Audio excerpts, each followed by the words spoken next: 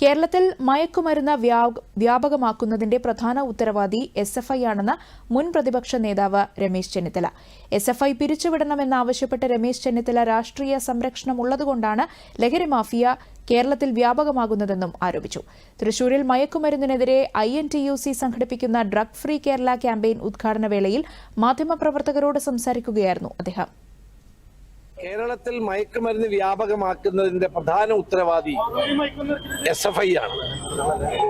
കേരളത്തിലെ കലാലയങ്ങളിൽ, ഹോസ്റ്റലുകളിലും വ്യാപകമായി മയക്കുമരുന്നുകൾ ഉപയോഗിക്കുകയും വിതരണം ചെയ്യുകയും ചെയ്യുന്ന ഈ SFI പിരിച്ചുവിടുകയാണ് വേണ്ടത്. ഇതിന് പൂർണ്ണ പ്രോത്സാഹനമാണ് കേരളത്തിലെ മുഖ്യമന്ത്രി നൽകുന്നത്. SFI സമ്മേളനത്തിൽ വെച്ച് നിങ്ങൾ ഈ രീതിയിൽ തന്നെ മുന്നോട്ട് പോയാൽ മതി എന്ന് പറഞ്ഞ മുഖ്യമന്ത്രി ഇതിന് ഏറ്റവും വലിയ ഉത്തരവാദിയാണ്. 9 വർഷമായി പിണറായി വിജയൻ കേരളം ഭരിക്കുന്നു. മയക്കുമരുന്ന് മാഫിയെ അമർ ചെയ്യാൻ എന്തുകൊണ്ട് കഴിഞ്ഞില്ല? എന്ത് നടപടി സ്വീകരിച്ചു?